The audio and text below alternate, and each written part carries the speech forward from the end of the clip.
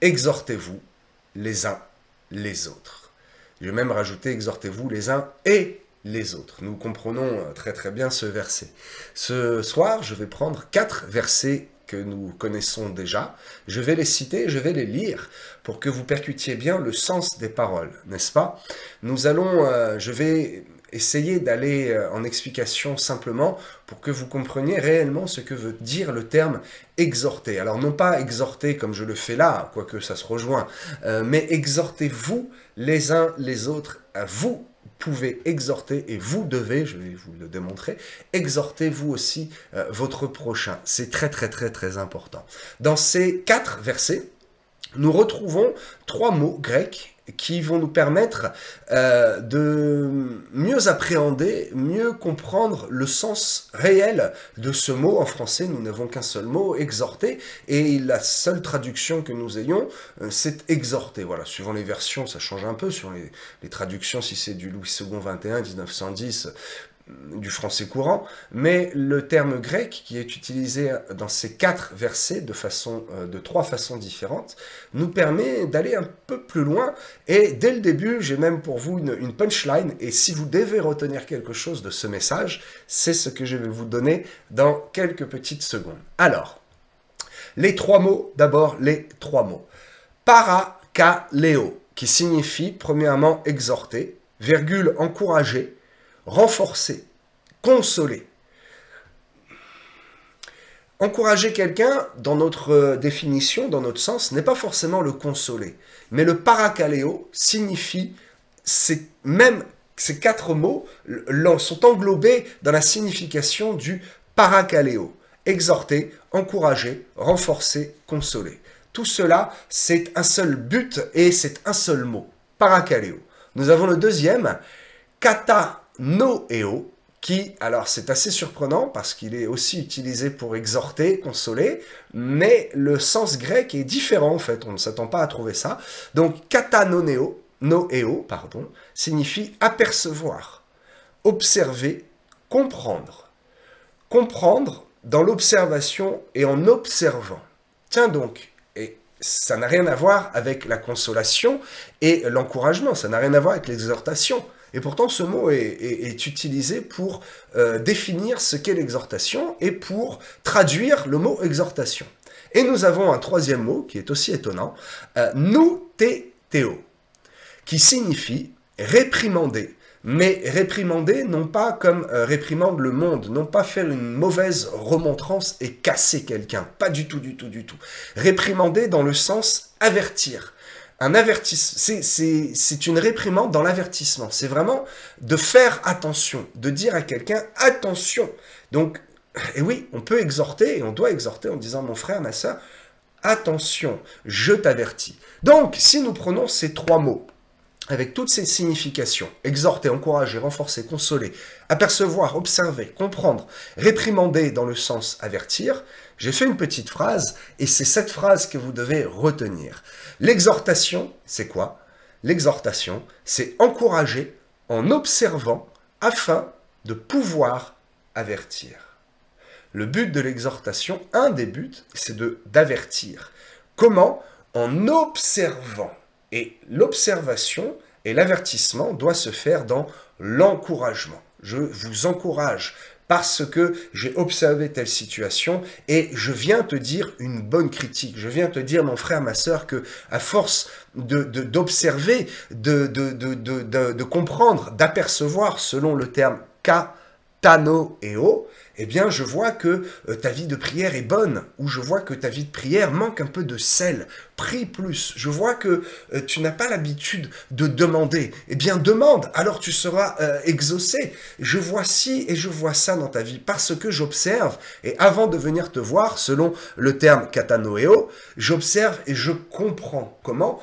Par l'intermédiaire du Saint-Esprit qui me parle et qui va me permettre de venir, moi, ton frère, moi, ta sœur, on est au même niveau, de venir t'exhorter et de venir t'encourager, de venir te consoler, de venir te renforcer selon le terme parakaleo.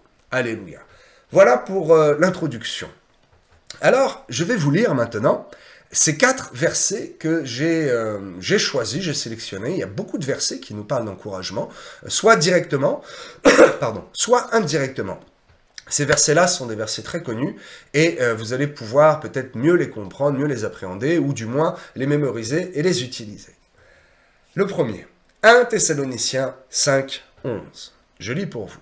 C'est pourquoi exhortez-vous réciproquement l'un l'autre et édifiez-vous les uns les autres comme en réalité vous le faites. Et j'insisterai sur Paul qui écrit à l'église de Thessalonique, dans sa première lettre, il souligne le fait comme en réalité vous le faites. C'est-à-dire que Paul ici encourage les chrétiens de Thessalonique en leur disant que ce qu'ils font est bien, il confirme que ce qu'ils font est bien comme en réalité vous le faites.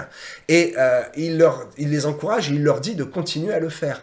C'est un encouragement dans le constat qu'ils s'encouragent les uns les autres. C'est le cercle vertueux, c'est fantastique. L'amour que Paul a pour cette église de Thessalonique et la façon dont il a de s'exprimer. C'est pourquoi exhortez-vous réciproquement, édifiez-vous les uns les autres, comme en réalité vous le faites. Donc Paul, au moment d'écrire cette lettre, sait qu'ils le font, et ça ne l'empêche pas de les encourager, de les exhorter à continuer à le faire. Frère, sœur, je te dis de prier, continue à prier. Ah, mais je le fais. Oui, je sais que tu le fais, mais je te dis fais-le encore. Vois-tu, c'est de cette façon-là que Paul écrit à l'église de Thessalonique. Le deuxième verset se situe dans Hébreux chapitre 10, verset 24.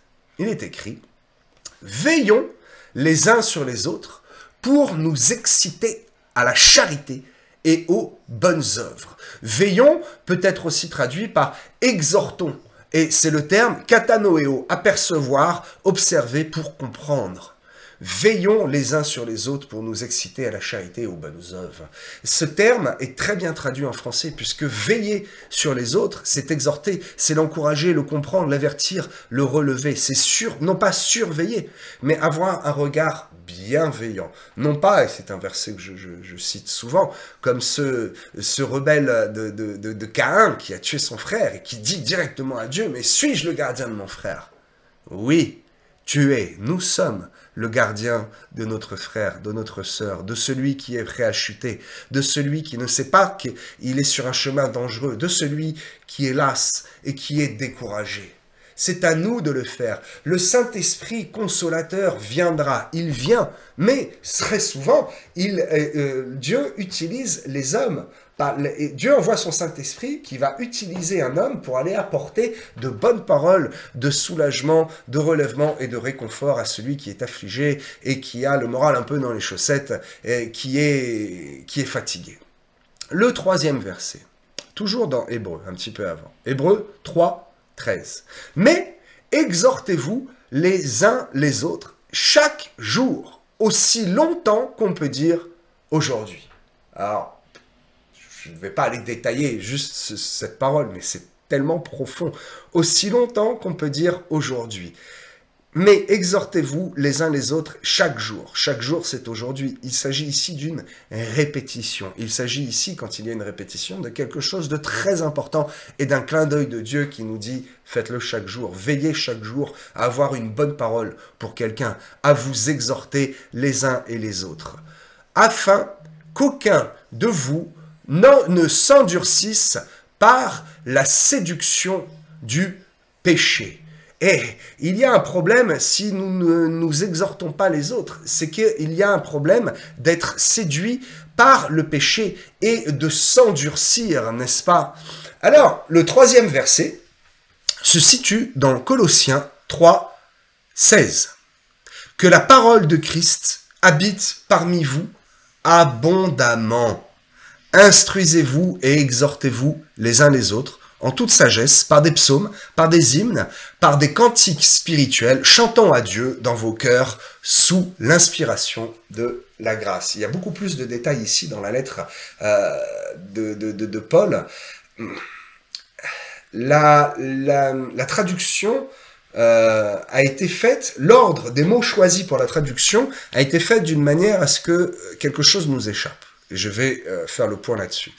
Que la parole de Christ habite parmi vous abondamment. Point virgule, il est mal placé. Instruisez-vous et exhortez-vous.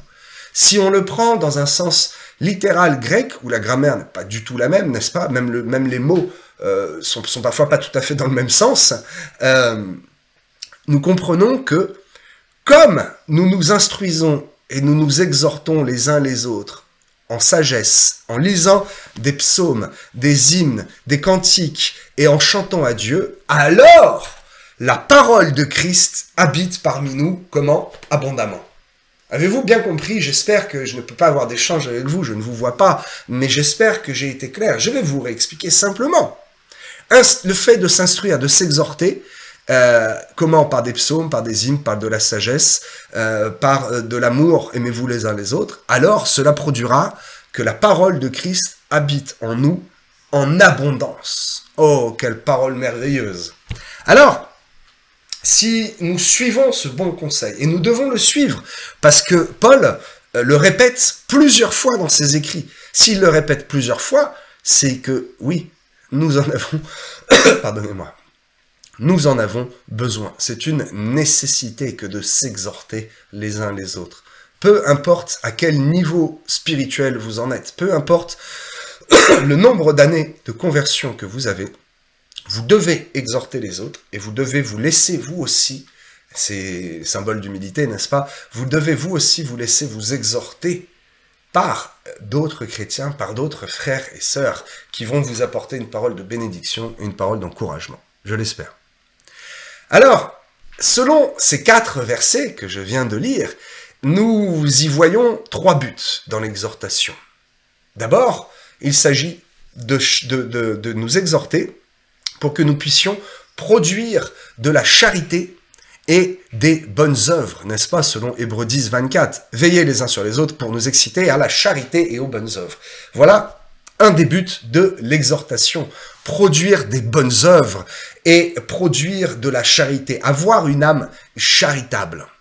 Puis, le point numéro 2 que j'ai noté, c'est le fait d'exhorter et d'être exhorté nous permettra de ne pas être endurcis par la séduction du péché, afin qu'aucun de vous ne s'endurcisse par la séduction du péché. C'est-à-dire que le péché nous séduit, et le fait que le péché séduise la chair de l'homme, eh bien cela nous endurcit, et cela nous fait rentrer dans un cercle, cette fois vicieux. Plus tu es endurci, moins tu accepteras d'être exhorté et d'être humble. Et la troisième chose, je l'ai dit, dans ce verset de Colossiens, cela permet que la parole de Christ demeure en nous, et demeure comment? En abondance. Ouh, c'est beaucoup plus important, voyez-vous, que ce que nous pouvions penser, le fait d'exhorter et d'être exhorté. Cela produit tellement de bonnes choses, de bonnes œuvres, la charité, la séduction du péché, l'endurcissement ne nous touchera pas, et la parole de Christ habitera en nous en grande abondance. Alléluia! C'est excellent, n'est-ce pas? Et la parole de Paul qui félicite Thessalonique, eh bien, l'église de Thessalonique, dans 1 Thessaloniciens 5, 11, eh bien, nous la recevons encore aujourd'hui.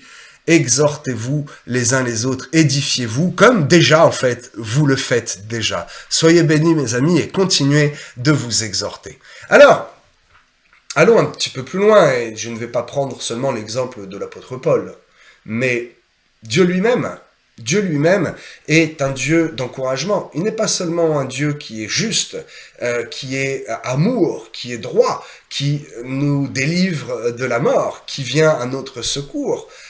Il est le Dieu qui nous encourage. J'ai pris un verset parmi tant d'autres où c'est un ange qui vient parler de la part de Dieu. Ange, c'est un messager, hein, c'est juste un messager. Hein. Ange, angélos égale messager. Donc c'est un ange qui vient parler à Daniel. Et Daniel est bouleversé, il est abattu, il lui manque des forces. Il est dans un état de choc un peu. Et qu'est-ce qui se passe? Dieu le fortifie. Je lis pour vous Daniel, chapitre 10, verset 19. Alors, celui qui avait l'apparence d'un homme me toucha de nouveau et me fortifia. Puis, il me dit, ne crains rien, homme bien-aimé, que la paix soit avec toi. Courage, courage. Et comme il me parlait, je repris des forces et je dis, que mon Seigneur parle, car tu m'as fortifié. Alléluia. Jésus également, Jésus encourage les personnes qui viennent à lui pour la guérison. Le Seigneur, par exemple, dit à Paul, prends courage. Dieu parle à Paul directement, prends courage. Jésus qui s'adresse à la femme à la perte de sang et qui lui dit, prends courage, ma fille.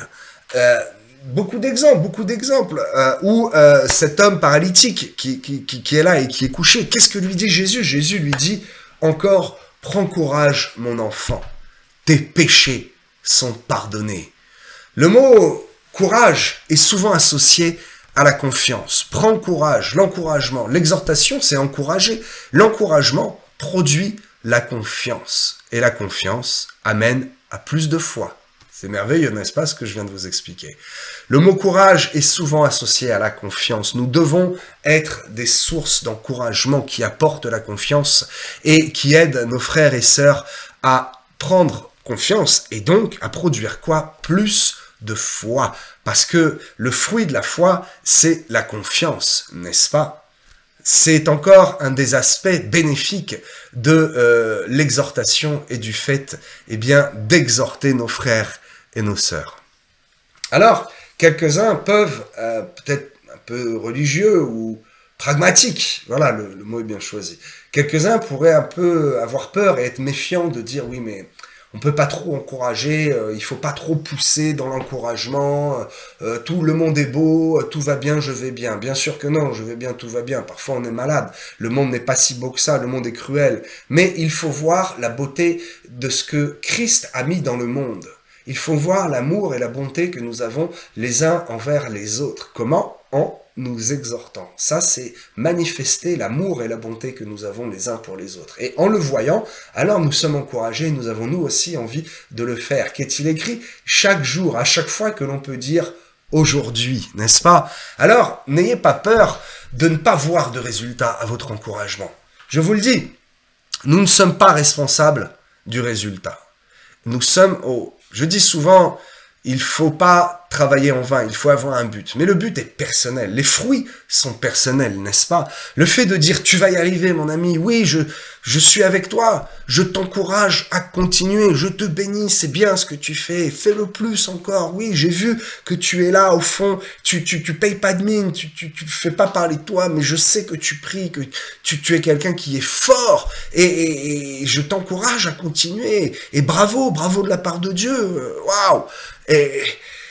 Et la personne dit oui, bon, c'est bien, et puis repart de manière un peu déçue, ou comme si elle n'était pas concernée. N'ayez crainte, ce n'est pas à vous de produire le résultat, ce n'est pas nous qui arrosons, nous semons, et c'est Dieu qui arrose, n'est-ce pas? Il faut voir aux résultats. Mais les résultats, nous regardent nous et les résultats sont personnels. Tout comme les récompenses et les perles sur notre couronne sont personnelles. Alléluia. Le fait, mes amis, de ne pas encourager et de rester en retrait aura des conséquences. Parce que vous ne manifesterez pas l'amour de Dieu, parce que vous ne rencontrerez pas, vous n'entrerez pas dans cette dimension de produire de la charité, de produire des bonnes œuvres, de ne pas être endurci à cause du péché et de permettre que la parole de Christ habite en nous en abondance. Tout cela, si vous ne le faites pas, vous ne goûterez pas à ces bienfaits-là. Le fait de ne pas encourager et même parfois de décourager peut avoir des effets dévastateurs. Vous savez, je pense à cet exemple bien connu. Quand le jeune David se lève pour aller combattre le grand et l'expérimenté, la terreur Goliath, qu'est-ce que Saül lui dit? Le roi Saül, qu'est-ce qu'il lui dit? Il lui dit que ce n'est qu'un enfant, que ce n'est pas son rôle. Il le décourage. Il lui dit qu'il n'y arrivera pas et il faut absolument une armure. Et Saül n'est pas spirituel et il ne comprend pas. Heureusement que David était spirituel et qu'il ne l'a pas écouté. Parce que dans son jeune âge, s'il s'était laissé décourager par la parole d'un roi, attends, quand même, mettez-vous dans la situation, il aurait eu de quoi, ça aurait été logique qu'il se décourage et qu'il dise non, effectivement, je ne vais pas y aller. Est-ce que David aurait eu la même destinée? est-ce que David aurait pu produire par la suite autant de fruits? Est-ce qu'il aurait répondu à son appel et il serait devenu le roi d'Israël, le deuxième roi d'Israël? Pour ma part, je pense que il aurait pu, je veux pas trop en dire, c'est ce que je pense, mais il serait resté certainement dans un échec et Dieu se serait suscité un autre homme selon ce cœur. Seulement, il n'a pas écouté la parole de découragement. Mes amis, n'écoutez pas ceux qui vous diminuent, ceux qui vous disent que vous n'êtes pas capable. Écoutez les bonnes critiques constructives. Écoutez ceux qui ont observé, qui ont compris, ceux qui viennent pour vous faire avancer. Et je vais vous redire rapidement la petite punchline que j'ai dit tout à l'heure. L'exhortation sert à encourager en observant afin de pouvoir avertir, afin de pouvoir prévenir et dans quelques cas, afin tout simplement de vous élever, de vous encourager, non pas de passer de la pommade dans le dos, mais de vous communiquer de la part du Saint-Esprit tout l'amour que Jésus a pour vous et qu'il voit dans le secret ce que vous faites. Il voit quand vous vous mettez sur vos genoux, il voit les heures que certains passent en prière. Et quand on les entend à l'église ou ailleurs, on se dit, mais bon, celui-là prie pas plus que moi, hein, il n'a pas une vie de prière plus que moi, il n'est pas plus sanctifié que moi. Mais c'est dans l'ombre, entre guillemets, et le travail personnel que nous construisons notre propre ministère et nos propres récompenses. Le fait d'exhorter, c'est de manifester l'amour que nous avons et d'être dans une réalité de ce que nous faisons dans le secret. Eh bien, cela parfois se voit ou ne se voit pas, mais il faut venir exhorter. Quand on vient exhorter, quelqu'un qui vient exhorter quelqu'un d'autre qui a de l'amour, forcément, dans le secret, il produit des fruits et il avance. Alors, je terminerai avec ces deux versets, et je viens donc vous exhorter, je viens vous encourager avec ces deux versets sur lesquels je terminerai. Jean 14, 27, je le cite souvent en ce moment et j'aime beaucoup. Jésus nous parle, et Jésus vous parle aujourd'hui, en direct. Je vous laisse la paix. C'est ma paix que je vous donne. Je ne vous la donne pas comme le monde la donne. Que votre cœur ne se trouble, ni ne s'effraie. Quand le monde donne, le monde reprend. Quand le monde donne, il fait payer un prix. Quand le monde donne, il ne donne pas totalement. Cette précision pour vous faire comprendre que Dieu donne son amour et sa paix gratuitement. Dieu donne son amour et sa paix définitivement. Dieu donne son amour et sa paix en abondance. Et ce deuxième verset de Matthieu, chapitre 6, verset 34. Ne vous inquiétez donc pas du lendemain, n'ayez crainte de 2025. Demain s'inquiétera de lui-même. À chaque jour suffit sa peine. Il y a bien d'autres hommes, des politiciens, des sorciers, des gens de ce monde qui s'inquiètent et qui doivent d'ailleurs s'inquiéter bien plus que vous, que ce qu'adviendra demain, que ce que sera 2025. 2025 sera ce que Dieu veut que cette année soit. N'ayez crainte, soyez dans la paix, ne vous troublez point, ne soyez point effrayés. Et alors, vous pourrez marcher réellement sur le chemin de la vérité. Vous ne serez pas troublés parce que 10 000 à votre droite, 10 000 tombent à votre gauche. Et vous êtes toujours debout sur le bon chemin, sur le chemin de la vérité et de la vie. Je vous encourage, mes amis, à être heureux dans ces temps bizarres, à être tranquille, à ne pas vous inquiéter de ce que le gouvernement fait et dit et de ce qu'il proclame. Les plans de Dieu sont bien plus grands que les plans des hommes, n'est-ce pas? Soyez grandement bénis et je termine réellement avec ce message d'encouragement. Exhortez-vous les uns les autres. Je vous dis à très très bientôt sur ce même Facebook et cette même chaîne YouTube sur laquelle sera rediffusé ce message. Soyez bénis. Au revoir.